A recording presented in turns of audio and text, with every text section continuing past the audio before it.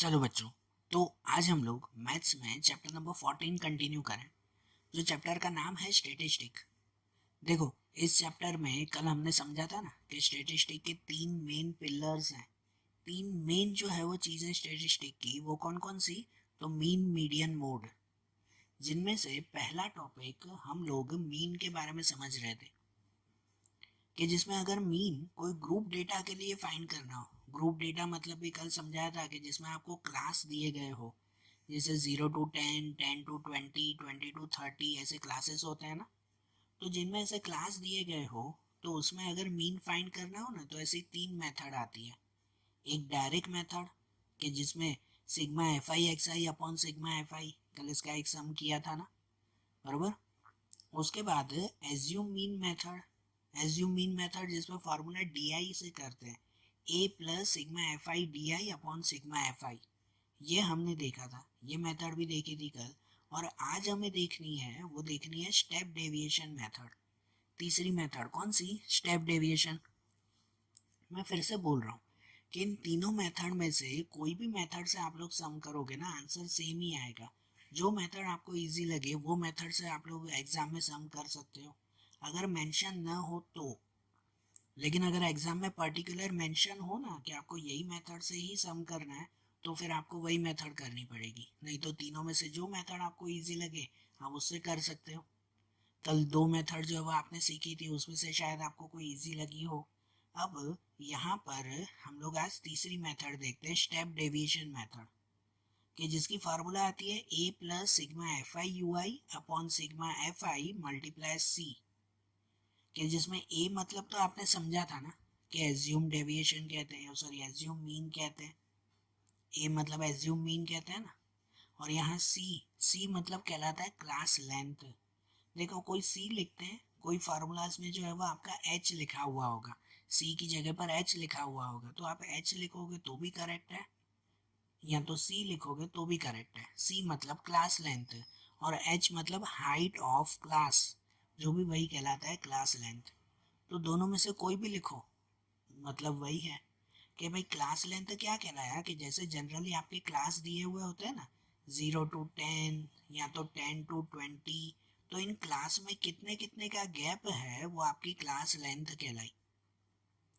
कि जैसे इसमें 0 to 10, 10 to 20, तो ये 10-10 का गैप हो गया, बराबर ना। ये 10-10 का गैप है। अगर आपको ऐसे दिया हुआ होता 0 to 50, 50 to 100, 100 to 150, मतलब उसमें 50-50 का गैप हुआ, तो वो सी पे या एच पे जो भी नाम लिखो, कि उस पर कितना लिखेंगे? 50 लिखेंगे।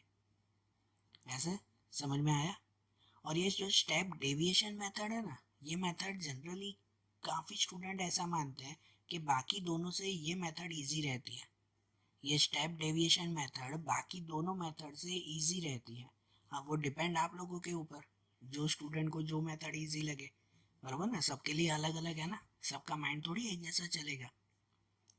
स्टेप डेविएशन मेथड का मतलब क्या? ये नाम ही ऐसा है, स्टेप डेविएशन मतलब कि एक स्टेप कट कर देना, एक स्टेप कट करके डायरेक्ट सम करना, तो उसे स्टेप डेविएशन मेथड कहते हैं। तो हम लोग सम करें और उसमें ही समझे ना डायरेक्टली कि भाई ये मेथड में करना क्या है। तो समझना अब ये सम, कि जैसे हम लोगों ने कल एक्सरसाइज 14.1 में दो क्वेश्चन देखे थे। पहले फर्स्ट और सेकंड क्वेश्चन देखा था ना, कि जिसमें एक हमने डायरेक्ट मेथड से किया था, एक एज्यूम मीन से किया था। आज हम लोग इसमें एक्सरसाइज का फोर्थ वाला क्वेश्चन देख रहे हैं, थर्ड वाला नहीं, फोर्थ वाला पहले देखते हैं। ओके, क्योंकि आपके टेक्स्ट बुक में देखो कि जो थर्ड वाला क्वेश्चन है ना, वो क्वेश्चन मिसिंग फ्रीक्वेंसी का क्वेश्चन है, जो एक अलग टॉपिक है इसका, वो भी आज ही सीखेंगे, लेकिन वो एक अलग टॉपिक है। तो इसीलिए पहले वो टॉपिक बाद में, पहले तीनों मेथड हम लोग एक साथ सीख रहे हैं, तो पहले वो सीख ले। तो पहले थर्ड वाला नहीं, पहले मैं आपको क्वेश्चन नंबर 4 करवा रहा हूँ, फिर इसके बाद थर्ड वाला करूँगा, ठीक है। तो ये फोर्थ वाला क्वेश्चन नॉर्मली दिया हुआ है, तो उसको पहले हम लोग ये स्टेप डेविएशन मेथड से सॉल्व करेंगे। यहाँ देखो कि इस क्वेश्चन नंबर 4 में लिखा हुआ है कि 30 women were examined in a hospital by a doctor and the number of heartbeat per minute were recorded and summarized as follows.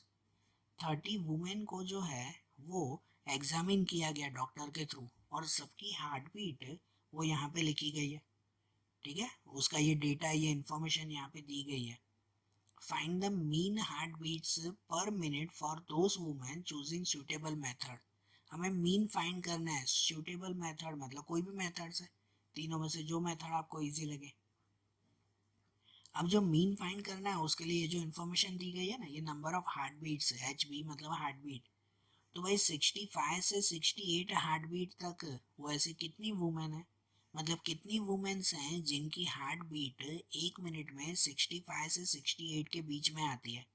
तो ऐसी कितनी वुमेन है, तो ऐसी 2 वुमेन है, बराबर। या फिर 68 टू 71, इसका मतलब कि ऐसी कितनी वुमेन है जिनकी हार्ट बीट एक मिनट में 68 से 71 तक चलती है। ठीक है ना, इतनी हार्ट बीट चलती है एक मिनट में, तो ऐसी कितनी वुमेन्स हैं, तो ऐसी 4। उसके बाद 71 टू 74, भाई कितनी वुमेन है जिनकी heartbeat per minute 71 to 74 होती है, तो ऐसे कितनी, ऐसे 3 वुमेन है। ऐसे ये पूरी इंफॉर्मेशन दी गई है ना, और इस इंफॉर्मेशन से हमें मीन फाइंड करना है। यहाँ हम लोग मीन फाइंड कर रहे हैं स्टेप डेविएशन मेथड से। तो ये मेथड से अगर हमें मीन फाइंड करना है तो उसके लिए क्या क्या फाइंड करना होगा, वो ये टेबल पर से समझो। ये टेबल तो बनानी पड़ेगी ना हमें, बरोबर ना, तो मीन फाइंड होगा।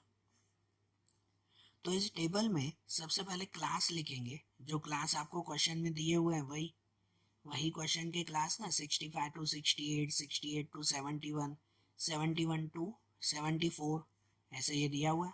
और उसके बाद लिखेंगे फ्रीक्वेंसी, ये फ्रीक्वेंसी भी आपको दी गई है।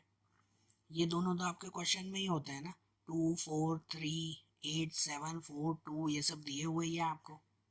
सबसे पहला स्टेप ये जो आपको नया फाइंड करना है वो क्या, तो एक्स। एक्स मतलब मिड पॉइंट। कल मैंने बताया था तीनों मेथड में, भले वो डायरेक्ट मेथड हो, एज्यूम मीन या स्टेप डेविएशन, तीनों मेथड में मीन फाइंड करने के लिए पहले एक्स तो ढूंढना ही पड़ेगा ना, मिड पॉइंट तो ढूंढना ही पड़ता है ना। कल भी दोनों मेथड में हमने मिड पॉइंट फाइंड किया था। तो मिड पॉइंट मतलब क्या, कि जो क्लास दिए हुए है ना, उस क्लास का मिडल वैल्यू या उसकी मिड वैल्यू। तो उसमें कैसे फाइंड करते हैं कि कोई भी क्लास में जो 2 नंबर दिए हुए हैं उन दोनों नंबर का प्लस डिवाइड बाय 2 करें। उन दोनों नंबर का प्लस डिवाइड बाय 2, तो आपको ये मिड वैल्यू एक्स मिलती है। जैसे कि यहाँ पर पहला क्लास दिया हुआ है कि 65 टू 68, तो इन दोनों का प्लस कर दो, 65 और 68 का प्लस कर दो, तो वो कितना हो जाएगा, वो हो जाएगा 133। कितना, 133 होगा। और 133 का फिर हाफ कर दो, तो 133 डिवाइड बाय 2, तो वो कितना हो जाएगा, वो हो जाएगा 66.5। ठीक है ना, 133 डिवाइड बाय 2 तो 66.5, ये मिड वैल्यू मिली ना। फिर दूसरे की मिड वैल्यू कि भाई 68 और 71 का प्लस करो, तो 68 और 71 इन दोनों का अगर आप लोग प्लस करोगे तो वो प्लस कितना होगा, वो आएगा 139। और 139 का हाफ कर दोगे तो 139 का हाफ हो जाएगा 69.5।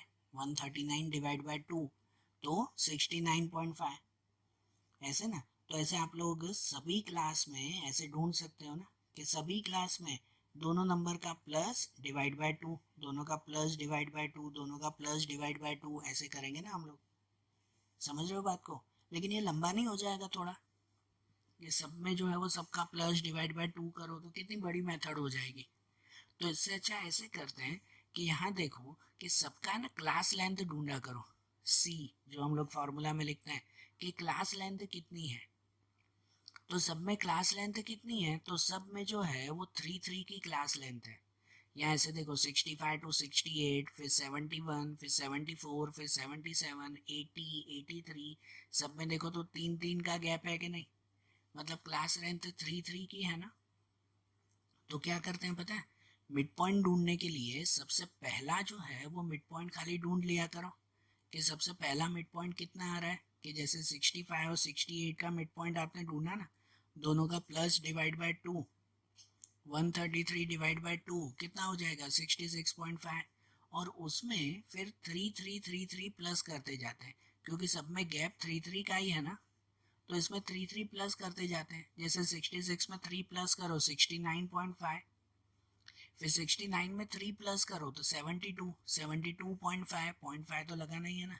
फिर उसमें 3 प्लस करो तो 75.5, फिर उसमें 3 प्लस करो तो 78.5, उसमें 3 प्लस करो 81.5 और उसमें 84.5। तो 3 प्लस करते जाओ, ये x मिल जाएगा कि नहीं, समझे ना, इजी है ना। फिर ये डायरेक्टली जो है वो मिड पॉइंट की वैल्यू मिल जाएगी, सब में काउंट करने की जरूरत पड़ेगी नहीं। अब क्या करते हैं नेक्स्ट स्टेप, कि भाई पहले ये x तो आपने फाइंड कर लिया, अब नेक्स्ट स्टेप है ui ढूंढना है। ui ढूंढने से पहले कि यहाँ जो x है ना, इस x में कोई भी एक नंबर एज्यूम करते हैं, कल जैसे एज्यूम मीन मेथड में किया था वैसे ही, इस x में से ही है और किसी में नहीं, ये x मीन में से, ये मिड वैल्यू में से ही कोई भी एक नंबर एज्यूम करेंगे। मतलब कोई भी नंबर सपोज करो, आप जो चाहे वो सपोज कर सकते हो, लेकिन जितना हो सके बीच वाला नंबर सपोज किया करो। ये एकदम ऊपर का एकदम नीचे का नंबर सपोज करोगे तो भी चलेगा, आंसर वही आएगा, लेकिन हो सके तो बीच वाला नंबर, कि सपोज यहाँ बिल्कुल बीच में 75.5 है, मैं इसे सपोज कर रहा हूँ कि मैंने इसे एज्यूम किया 75.5, और जैसे एज्यूम करो ना तो उसके ऊपर ऐसे एक बॉक्स बनाकर पेन से, और उसके पास में लिख देना कि ये इक्वल टू ए, कि ये मैंने एज्यूम किया है। अब इस एज्यूम पर से अब दूसरे कॉलम बनाएंगे, दूसरी लाइन बनाएंगे, वो बनेगी ui की। अब हमें ui ढूंढना है। स्टेप डेविएशन में हम लोग क्या फाइंड करते हैं, तो ui फाइंड करते हैं, बराबर। तो ui ढूंढने के लिए फॉर्मूला ये आती है xi minus A upon C. ui की ये फॉर्मूला है xi माइनस ए अपॉन सी। इसका मतलब क्या, कि ये जो हर एक नंबर दिया हुआ है ना, समझो ये पहला नंबर है, ये xi कहलाया, ये पहला नंबर xi, उसको माइनस ए जो एज्यूम किया वो, और डिवाइड बाय सी करेंगे। डिवाइड बाय सी मतलब जो क्लास लेंथ है वो, तो कितने की क्लास लेंथ, 3 की क्लास लेंथ थी ना इसमें।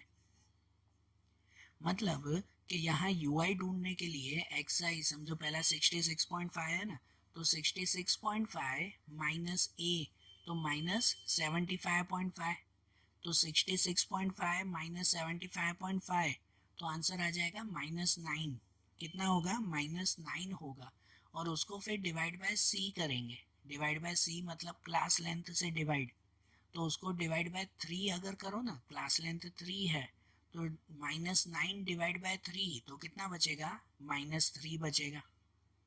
ठीक है, ऐसे ये सब में ढूंढेंगे, कि जैसे दूसरे में भी xi minus A upon C, कि दूसरे में 69.5 माइनस ए पे 75.5, और divide by C, divide by class length, तो 69.5 माइनस 75.5 और उसको डिवाइड बाय 3 करो, तो आंसर बचेगा -2।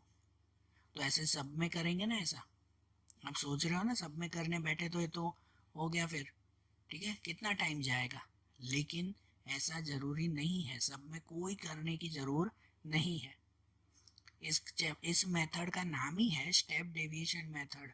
मतलब यहाँ पे ये भले फॉर्मूला हमने लिखी, वो फॉर्मूला सिर्फ नाम की, काउंटिंग एक की भी करने की जरूरत नहीं है। सिंपल काउंटिंग ऐसे कर दिया करो, स्टेप डेविएशन है ना तो कोई काउंटिंग की जरूरत नहीं है। खाली क्या करना है कि आपने जो ये एज्यूम किया ना, जिसको कि जैसे 75.5 उसको एज्यूम किया ना, तो जहाँ पे आपने एज्यूम किया उसके सामने ये ui वाली लाइन में उसके सामने 0 लिख देते हैं। जिसको एज्यूम करो तो उसके सामने 0, ऊपर जो नंबर्स है ना तो उनको माइनस में 1 2 3 4 5 6 जितने तक जाते हो वैसे, कि यहाँ 0 लिख के ऊपर -1 -2 -3, आगे हो तो -4 -5 ऐसे लिखेंगे। और जहाँ 0 लिखा उसके नीचे वही नंबर प्लस में, मतलब कि +1 +2 +3 +4 जो नंबर हो वैसे लिखते जाएंगे। तो ये ui की लाइन बन गई, इसमें काउंटिंग की जरूरत नहीं है। ये फॉर्मूला है कि अगर फॉर्मूला से आपको क्रॉस चेक करना हो ना तो देख लेना, सबका आंसर यही आएगा, बरोबर। तो तो ui ढूंढने के लिए ये सबसे सिंपल है, इतना ही ध्यान रखा करो कि जो भी नंबर आप एज्यूम करो ना, ये पहले x ढूंढा मिड पॉइंट, मिड पॉइंट में जो भी नंबर आपने एज्यूम किया, जैसे कि ये एज्यूम किया 75.5, तो उसके सामने लिख दिया ये 0, ऊपर माइनस वाले नंबर -1 -2 -3, और नीचे प्लस वाले नंबर 1 2 3। और ये कहीं पर भी सपोज करो, अगर आप यहाँ पे सपोज करते ना तो इसके सामने 0 लिख देते, ऊपर -1 -2 -3 -4 -5 और नीचे 1 2 3 जहाँ तक आता। तो इसलिए कहता है ना, कोई भी नंबर सपोज करो, जो एज्यूम करो, उसके सामने 0 लिखो, ऊपर माइनस वाले नंबर लाइन वाइज लिखो और नीचे प्लस वाले नंबर लाइन वाइज लिखो। तो ये आपकी यूआई की लाइन बन गई, ठीक है। और ये यूआई बन जाए ना, तो आखिरी में बनाते हैं फिर एफ आई यू आई। ये डी आई मैंने शायद गलती से लिख दिया बेटा, सॉरी। यहाँ बनेगा F I U I, U I चाहिए ना, डी आई वाली मेथड थोड़ी है ये। क्या करेंगे, एफ आई यू आई, इसका मतलब क्या कि ये जो एफ वाली लाइन है, ये एफ और ये यू आई, इन दोनों का मल्टीप्लाई, एफ आई और यू आई का मल्टीप्लाई, ठीक है। प्लस माइनस में खास ध्यान देना कि जैसे कि यहाँ पे ये 2 है, एफ आई में ये 2 और यहाँ यू आई में -3, तो 2 3 जा 6, साइन माइनस में है तो -6। फिर यहाँ पे ये 4 और ये -2, तो 4 2 जा 8, मतलब -8। ये एफ और यू का मल्टीप्लाई करना है ना। फिर ये 3 1 जा 3, यहाँ माइनस में है तो -3। फिर ये 8 मल्टीप्लाई 0 तो 0। ये 7 1 जा 7, ये 4 2 जा 8 और 3 2 जा 6, बरोबर। तो ऐसे ये डी आई वाली भी ये पूरी लाइन बन गई ना। और ये लाइन जो बन गई, तो आप क्या करेंगे कि इसे एफ आई यू आई का, यू आई वाली लाइन है, डी आई नहीं, यू आई वाली लाइन, तो ऐसा इसका हम लोग प्लस कर देंगे। प्लस कैसे करते हैं कि पहले ये सब प्लस वाले नंबर गिना करो। ये रफ में देखो, ये तो लॉजिक है बेटा, ये तो सीधी कैलकुलेशन आप लोग करते हो कि भाई पहले सब प्लस वाले नंबर अगर गिन लो तो इनका प्लस कितना आता है, 7 + 8 + 6, मतलब रफ में, हाँ यहाँ नहीं लिखना है, रफ में लिखोगे आप लोग 21, कि इन तीनों का प्लस कितना हो जाएगा 21। और ये माइनस वाले तीनों देखा करो कि जैसे 6 8 और 3, तो इसका आंसर आ जाएगा -17, माइनस में है ना तो -17। तो 21 - 17 तो कितना बचेगा नीचे, 4 बचेगा, ठीक है। ये तो लॉजिकली करेंगे ना कि ये 4 आएगा। और उसके बाद ये f का टोटल, कि यहाँ f के टोटल में इन सब का प्लस आ जाएगा 30, बरोबर। तो अब ये सब वैल्यू हम लोग फार्मूला में रखेंगे। फार्मूला में तीन ही चीजें चाहिए, एक ये f का टोटल चाहिए 30, एक ये जो एज्यूम किया वो 75.5, और एक ये जो आंसर है एफ आई यू आई का वो 4, बरोबर। ये तीनों चीजें अब हम लोग फार्मूला में लिखेंगे। तो देखो ये टेबल पर से अब हम लोग जो फार्मूला लिखे इसमें, कि एक्स बार की फार्मूला क्या आती है, स्टेप डेविएशन मेथड है, इसीलिए कि इसमें फार्मूला क्या, कि इसमें formula a + sigma F I U I upon sigma F I multiply C. तो इसमें ये सब वैल्यू लिखे ना, कि जैसे कि a मतलब एज्यूम, तो आपने टेबल में एज्यूम किसको किया था, तो वो एज्यूम किया था 75.5, ओके। जो भी आप लोग एज्यूम करो ना, जो भी आपकी मर्जी, जो भी चीज़ें एज्यूम करो वो, तो वो यहाँ पे लिखेंगे एज्यूम में 75.5। फिर सिग्मा एफ आई यू आई, तो एफ आई यू आई का टोटल कितना, तो एफ आई यू आई का टोटल आया था 4, वो यहाँ लिखेंगे 4 अपॉन सिग्मा एफ आई, कि एफ आई का टोटल कितना, तो एफ आई का टोटल आ गया 30, तो वो 30 यहाँ लिखेंगे। और मल्टीप्लाई सी, कोई सी लिखो या कोई एच लिखो, जो भी लिखो, कि मल्टीप्लाई सी लिखे, तो सी मतलब क्लास लेंथ। उस क्वेश्चन में कितने कितने का गैप था, तो 3 3 का गैप था ना, 65 to 68, 68 to 71, 71 to 74, ऐसे 3 3 का गैप था ना, मतलब सी पे लिखेंगे ये 3, बरोबर। ये सब लिख दिया। अब इसका कैलकुलेशन, जैसे ये पहला प्लस वाला तो हमेशा पहले वैसे का वैसे ही लिखेंगे, कैलकुलेशन पहले इसकी करेंगे, ठीक है। हमेशा पहले इनकी कैलकुलेशन करना, 75 से किसी का प्लस मत कर देना पहले। तो इनकी कैलकुलेशन करो ना, तो देखो 3 से कट हो रहा है, कि ये 3 10 कट हो जाएगा ना, 3 से 30, 3 10 और हो जाएगा 4 डिवाइड बाई 10, तो 4 डिवाइड बाई 10 कर दो, कितना हो जाएगा 0.4, ठीक है। 4 डिवाइड बाई 10 तो 0.4, और 75.5 प्लस 0.4 तो कितना हो जाएगा 75.9, बराबर ना। 75.5 प्लस 0.4 तो 75.9, ये हमारा मीन, ये हमारा आंसर, बराबर।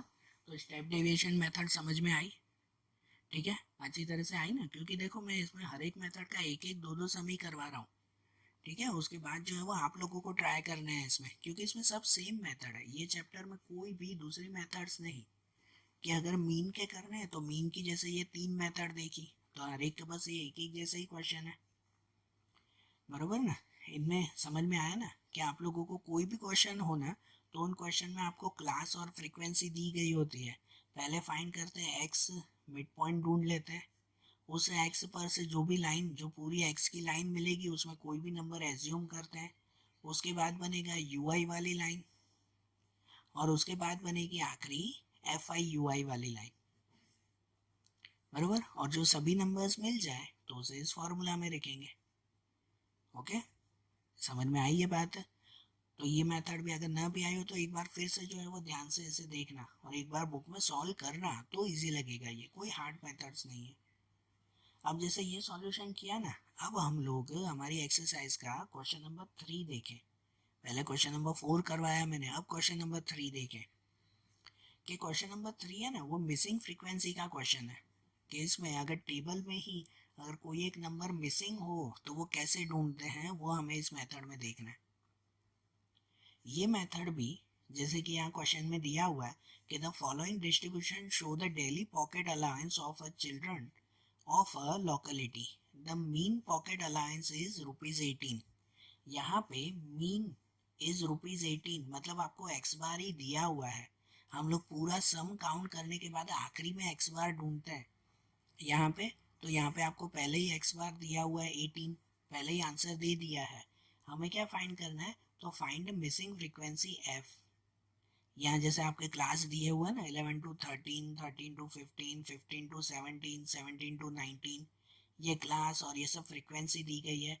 लेकिन इन फ्रीक्वेंसी में ये एक नंबर मिसिंग है, एफ लिखा हुआ है, बरोबर।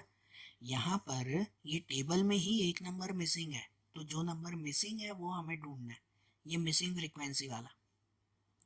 ओके, तो ये जो नंबर फाइंड करना है ना, इसे भी आप तीनों मेथड में से कोई भी मेथड से फाइंड कर सकते हो।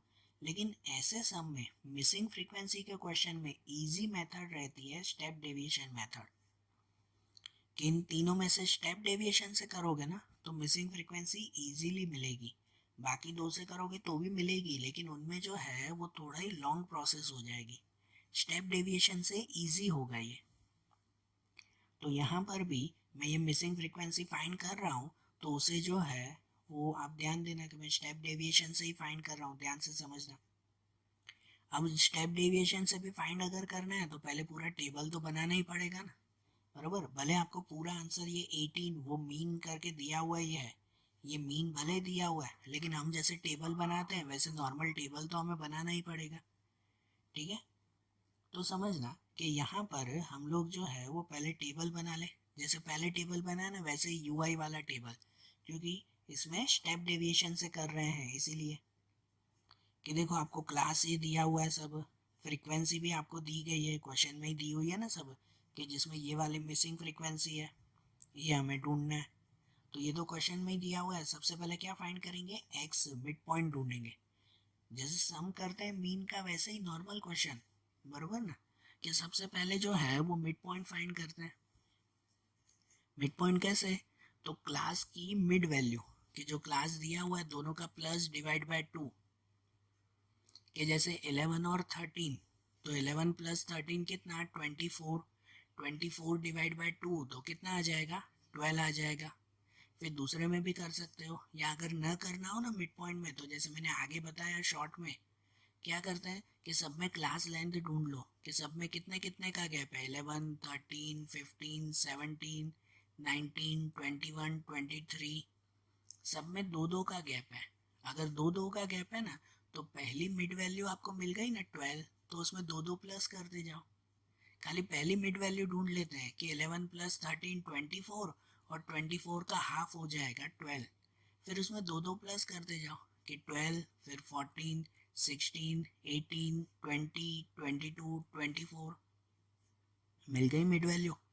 मिड वैल्यू के बाद फिर यू आई ढूंढते हैं। अब यूआई में भी मैंने जैसे बताया कि पहले इसे एक्स में से कोई भी एक नंबर एज्यूम करो, कोई भी नंबर एज्यूम कर लो, जनरली जो बीच में हो वो। लेकिन यहाँ पे खाली एक पॉइंट लिख लेना, नोट कर लेना, कुछ भी कर लेना आप लोग, कि जब मिसिंग फ्रीक्वेंसी हो ना, जब मिसिंग फ्रीक्वेंसी वाला क्वेश्चन हो ना, तो उसमें जो ये मिसिंग फ्रीक्वेंसी है ना एफ, उसके सामने वाला ही नंबर एज्यूम किया करो, तो वो नंबर या वो सॉल्यूशन इजी होगा। एज्यूम करना है तो कोई भी कर सकता है ना, इसमें कोई ऐसा परफेक्ट रूल नहीं है। लेकिन ये नोट की तरह लिख लो कि जो मिसिंग फ्रीक्वेंसी है ना, जैसे एफ यहाँ पे मिसिंग है, तो उसके सामने वाला ही नंबर एज्यूम किया करो, इसी को ही ए सपोज करो, तो वो काउंटिंग इजी होगी। क्यों इजी होगी पता है? क्योंकि जो ए सपोज करते हैं उसके सामने यू आई में क्या लिख देते हैं, जीरो लिख देते हैं ना, ठीक है ना, तो वहाँ आगे काउंटिंग में भी जीरो हो जाएगा, तो ये मिसिंग फ्रीक्वेंसी थोड़ा जल्दी मिलेगी। ओके, अगर आप लोग और कोई भी सपोज करोगे तो भी आंसर मिलेगा, तो भी एफ का आंसर तो मिलेगा ही मिलेगा, लेकिन ये थोड़ा इजी मिल जाएगा, बराबर ना। तो यहाँ समझना कि जैसे ये ए हमने इसको सपोज किया, अब यू आई कैसे फाइंड करते हैं, तो यू आई की फॉर्मूला है ये x I minus A upon सी, लेकिन फॉर्मूला सिर्फ लर्न करो, उसका यूज नहीं करना है।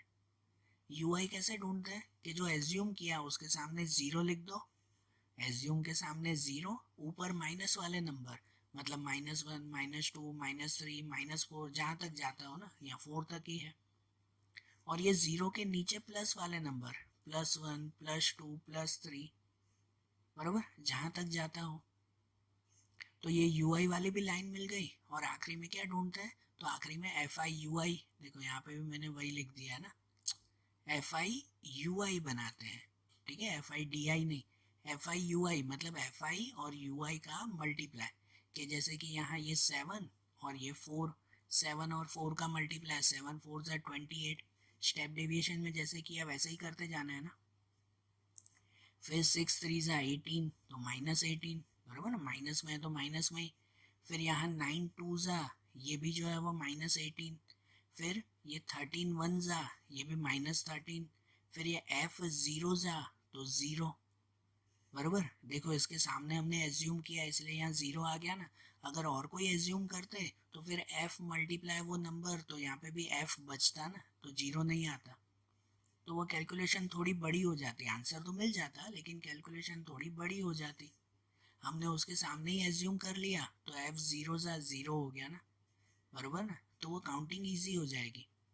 फिर यहाँ 5 1 ज़ा 5 और ये 4 2 ज़ा 8, ये सभी नंबर जो हो गए, तो अब इनका प्लस माइनस, मैंने बताया ना, जैसे पहले इन प्लस वाला सब लिख दो, फिर जो है वो ये माइनस वाले सब कर दो, और फिर इन दोनों का प्लस माइनस, वो यहाँ पे बचेगा -64, ठीक है, आप कैलकुलेशन करके देख लेना, पहले इनका प्लस फिर इनका प्लस फिर दोनों का माइनस, वो कितना बचेगा, -64 बचेगा ये। और एक चाहिए होता है ये एफ का टोटल, अब ये एफ का टोटल करने जाएं तो बीच में तो ये मिसिंग फ्रीक्वेंसी है, तो इसका टोटल कैसे, तो इसको छोड़ के बाकी सब नंबर का प्लस कर दो, ये एफ को छोड़ के बाकी सब नंबर 7 6 9 13 5 4, इन बाकी सब नंबर का प्लस कर दो, तो वो नंबर कितना आ जाएगा, 44 आएगा, 44, और जो नंबर का प्लस नहीं किया एफ का वो साथ में लिख दें, मतलब क्या लिख दें, 44 प्लस एफ,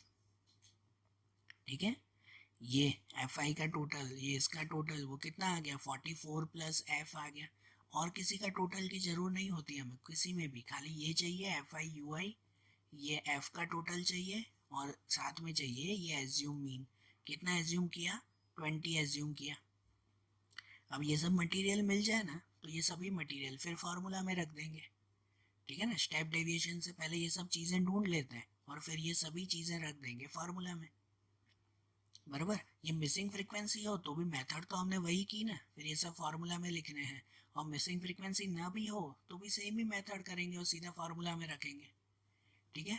तो अब देखो इसे जो फार्मूला में रखें तो हमारी फार्मूला ये आती है ना, X bar equal to A plus sigma F I U I upon sigma F I multiply C, ये फार्मूला है ना। अब इन फार्मूला में सबकी वैल्यू लिखें, तो वैल्यू में ध्यान देना कि यहाँ एक्स बार, तो हमें एक्स बार की वैल्यू भी क्वेश्चन में दे ही दी है, दे ही दी थी ना, क्वेश्चन के स्टार्टिंग में ही लिखा हुआ था कि एक्स बार कितना है, 18 है, मीन दिया हुआ ही था ना 18, तो एक्स बार की प्लेस पर 18 ही लिखेंगे, जहाँ पे जो दिया हुआ है तो वही लिखेंगे ना, एक्स बार 18 इक्वल टू, यहाँ इक्वल टू फिर ए जो एज्यूम किया हमने, तो एज्यूम कितना किया 20, तो वो 20 लिखेंगे, बरोबर, जो एज्यूम करते हैं वही यहाँ पे लिखते हैं ना। तो एज्यूम यहाँ पे 20 किया, उसके बाद ऊपर F I U I, sigma F I U I मतलब कि एफ आई यू आई का टोटल, तो sigma F I U I कितना आ गया, तो -64 आ गया, हमने ढूंढा ना टेबल में ऐसा। और अपॉन में सिग्मा एफ आई, तो सिग्मा एफ आई कितना, तो सिग्मा एफ आई उसका टोटल किया था 44 प्लस एफ, तो ये 44 प्लस एफ ही लिखेंगे और मल्टीप्लाई सी, कि सी मतलब क्लास लेंथ, कितनी थी क्लास लेंथ, तो हमारा जो क्लास थे ना सब 11 टू 13, 13 टू 15, 15 टू 17, मतलब सब में दो दो का गैप था, बरोबर ना, सब में दो दो का गैप था, मतलब सी पे ये लिखेंगे 2। ओके, अब ये आ गया, तो ये सब नंबर दिए हुए हैं, इसके बीच में हमें ये एफ ढूंढना है, ये फ्रीक्वेंसी, मिसिंग फ्रीक्वेंसी ढूंढनी है ना। तो अब इसका सॉल्यूशन करते जाएं। ध्यान देना, सबसे पहले सॉल्यूशन में क्या करेंगे कि ये जो 20 दिया हुआ है वो 20 को यहाँ ले जाएं 18 के साथ, मतलब ये +20 है, यहाँ जाएगा तो क्या हो जाएगा -20, तो इसीलिए पहला स्टेप लिखेंगे ये 18 माइनस 20, 20 को यहाँ ले गए ना इक्वल टू के इस साइड, तो ये 18 माइनस 20 इक्वल टू क्या करेंगे, तो ये ऊपर इन दोनों का मल्टीप्लाई, ये 2 से ये नीचे 44 कट मत कर देना, नहीं होगा कट, क्योंकि ये बीच में प्लस एफ भी तो दिया हुआ है ना, 44 अकेला नंबर नहीं है, तो इसलिए पहले ऊपर मल्टीप्लाई करेंगे, ऊपर ये 64 मल्टीप्लाई 2 कर देंगे, तो 64 मल्टीप्लाई 2 वो कितना हो जाएगा -128, तो मतलब इस साइड हो जाएगा ये -128 और नीचे तो वही रहेगा 44 प्लस एफ, तो -128 अपॉन 44 प्लस एफ, बराबर, 20 को यहाँ लेके माइनस में और यहाँ दोनों का मल्टीप्लाई कर दिया। नेक्स्ट स्टेप में ये 18 माइनस 20 तो -2 और ये तो वही रहेगा ना, इसका तो अभी कोई कट नहीं ना, ठीक है, ये नीचे प्लस में दिया हुआ है ना इसलिए कट भी नहीं होगा, खाली अकेला 44 होता तो कट होता, तो ये वही रहेगा -128 अपॉन 44 प्लस एफ। अब क्या किया जाएगा कि अगर हमें एफ फाइंड करना है ना तो उस एफ को अलग कर दो, तो वो एफ अकेला नहीं उसके साथ पूरा स्टेप जाएगा ना, मतलब क्या कि अब ये जो 44 प्लस एफ है कि ये पूरा का पूरा स्टेप यहाँ ले जाएंगे और ये जो -2 है उस -2 को यहाँ ले आएंगे, ये क्रॉस में ले जाएंगे ना, इक्वल टू है इसीलिए कि इसे इक्वल टू के इस साइड और ये यहाँ पे नीचे डिवाइड में, मतलब नेक्स्ट स्टेप क्या आ जाएगा इसमें कि नेक्स्ट स्टेप हो जाएगा 44 प्लस एफ, वो यहाँ आ गया ऊपर, ठीक है, ये डिवाइड में था तो वो ऊपर मल्टीप्लाई में आ गया, और डिवाइड का मल्टीप्लाई करते वक्त साइन नहीं बदलते हैं, वो तो डायरेक्ट आएगा ना, कि ये यहाँ पे आ गया 44 प्लस एफ, और ये जो -2 है यहाँ पे कि इस -2 को यहाँ नीचे डिवाइड में ले गया, मतलब 44 प्लस एफ इक्वल टू -128 और अपॉन में -2, ठीक है, -128 तो ऐसे ही ना, ये अपॉन में -2 रहेगा। ओके, अब नेक्स्ट स्टेप में ये 44 प्लस एफ वही, यहाँ पे 128 डिवाइड बाई 2 तो कितना बचेगा 64, माइनस माइनस भी प्लस हो जाएगा ना, +64, ठीक है। अब ये एफ ढूंढने के लिए ये 44 को ले जाएंगे यहाँ पे माइनस में, मतलब कि एफ इक्वल टू 64 माइनस 44, तो एफ इक्वल टू कितना मिल जाएगा 20 मिल जाएगा, तो जो हमारी मिसिंग फ्रीक्वेंसी थी वो मिसिंग फ्रीक्वेंसी मिल गई ना 20। समझ में आई बात कैसे ढूंढनी है, ठीक है। तो आज जैसे ये स्टेप डेविएशन मेथड की हमने तो वो अच्छी तरह से समझ में आ गया। अब ये मीन की तीनों मेथड आपने देखी ना, कि भाई कल जैसे हमने देखी थी direct method, assume mean method और ये स्टेप डेविएशन मेथड, ये किया ना आपने।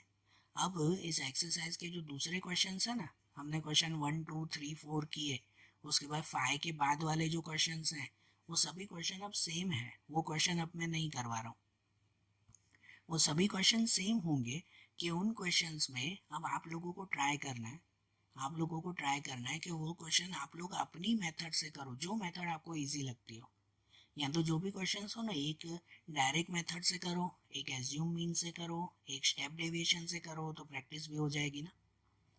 तो आगे के क्वेश्चंस आप लोग अपनी इच्छा से अपनी मेथड से खुद ट्राई करो, और जो टेक्स्ट बुक के पीछे आंसर दिए हुए हैं उसमें एक बार चेक करो कि आपके हिसाब से जो है वो आंसर बैठ रहा है या नहीं।